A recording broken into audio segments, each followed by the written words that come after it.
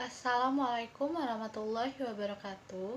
Di video kali ini saya akan mengkritik sebuah film yang berjudul Nanti Kita Cerita Tentang Hari Ini.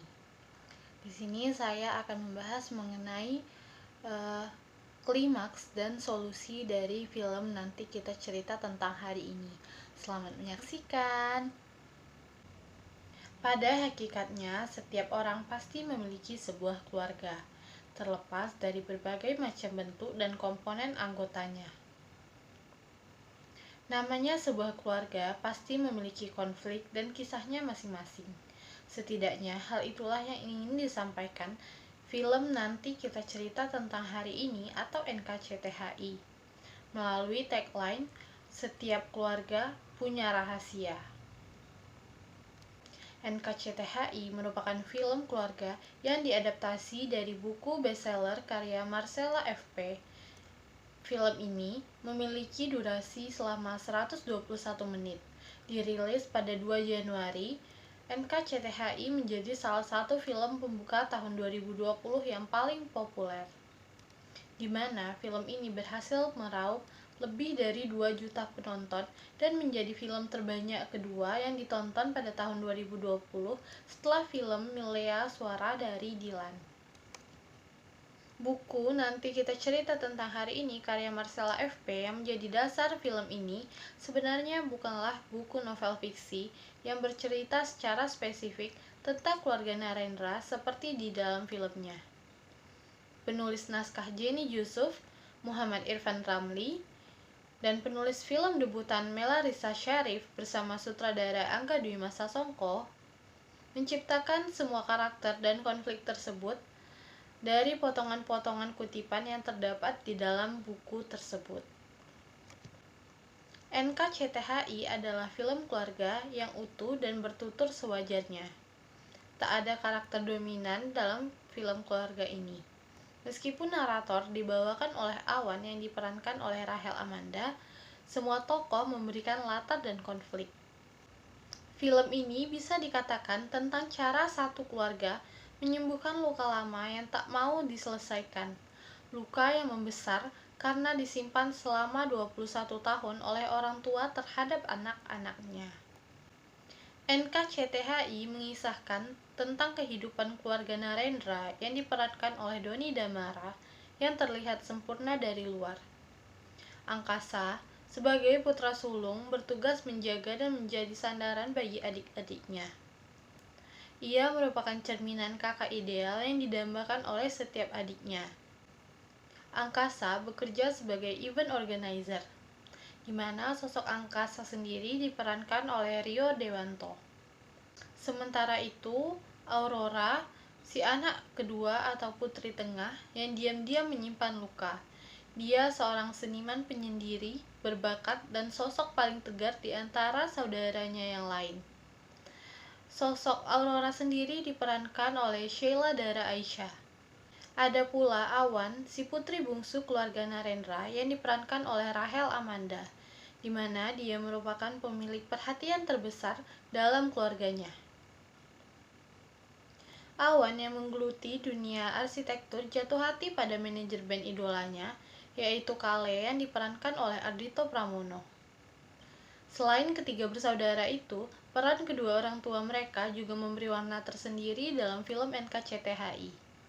Sang ayah merupakan seorang pegawai kantoran yang memiliki jabatan berpengaruh. Ia berusaha sebisa mungkin untuk menjadi suami yang baik dan juga sebagai ayah yang menjadi tameng dan pelindung keluarganya. Sementara itu, sosok ibu yang diperankan oleh Susan Bachtiar adalah sosok lembut namun cenderung pasif, yang menyimpan sebuah kesedihan mendalam selama bertahun-tahun. Usai dibuka, film langsung menampilkan kisah masa lalu keluarga Awan. Sebagai anak bungsu, sudah maklum bila dia diperlakukan secara istimewa. Awan selalu diperhatikan dan dijaga penuh oleh ayah, ibu, dan kedua kakaknya. Bahkan Awan diceritakan hampir nggak pernah membuat keputusan karena semuanya sudah diselesaikan oleh keluarganya. Kondisi ini sering terjadi di masyarakat kita, di mana anak terakhir selalu dimanja. Namun, posisi tersebutlah yang memicu terjadinya konflik. Makin dewasa, Awan makin dihadapkan banyak masalah, dan dia ingin menyelesaikan masalahnya sendiri. Dia ingin kebebasan yang diberikan orang tuanya kepada kedua kakaknya, yaitu Angkasa yang diperankan oleh Rio Dewanto dan Aurora yang diperankan oleh Sheila Dara Aisha. Kegelisahan itu membawanya bertemu pada Kale yang diperankan oleh Ardhito Pramono. Kale membukakan mata Awan tentang dunia luas serta mengenalkan dengan hal-hal baru yang sebetulnya sederhana. Konflik kian rumit saat Awan mulai mencari jati dirinya. Dia kemudian berkonflik dengan kedua kakaknya, bahkan orang tuanya.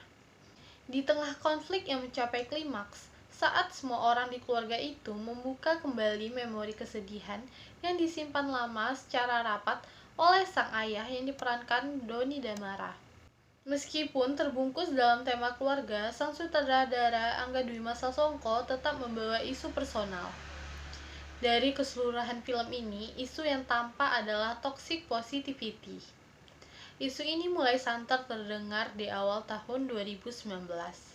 Secara singkat, toxic positivity adalah pikiran-pikiran positif yang selalu digaungkan sampai menjadi racun dalam pikiran.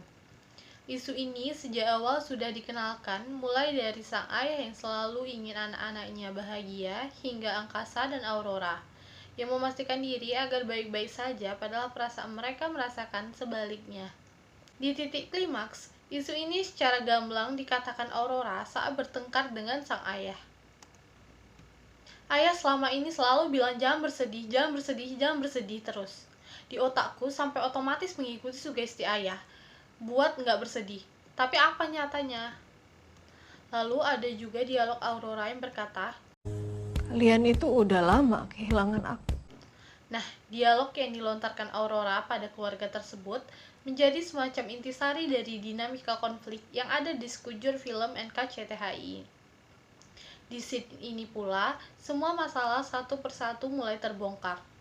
Angkasa dengan segenap emosi dan unek-uneknya meluapkan apa yang ia pendam sejak kecil. Bahwa ternyata ayah menyimpan rahasia keluarga yang tidak diketahui adik-adiknya. Awan memiliki saudara kembar yang meninggal saat proses persalinan. Sejak saat itu, ayah sangat protektif pada anak-anaknya, karena ia tak ingin merasakan kehilangan lagi. Pada momen itulah semua anggota keluarga membuka memori lama dan merasakan kesedihan masing-masing. Mereka menyendiri dengan pemikiran mereka dan menyelesaikan masalah mereka dengan cara yang berbeda-beda. Mereka menyadari kalau menciptakan kebahagiaan bersama dengan cara menyembunyikan kesedihan bukanlah cara yang tepat. Kesedihan memang perlu diekspresikan. Satu lagi, bahagia adalah urusan masing-masing sehingga nggak ada yang bisa menjamin kebahagiaan orang lain. Hal ini betul-betul ditekankan sebelum akhirnya mereka menyelesaikan kesedihan masing-masing. Di titik itu, ibu yang sejak awal ditempatkan sebagai subordinat berubah menjadi pemersatu dan penghubung dalam keluarga. Baiklah, mungkin hanya sekian yang bisa saya sampaikan mengenai kritik kali ini. Lebih dan kurang saya mohon maaf. Sampai jumpa di video selanjutnya. Terima kasih sudah menonton. Dadah.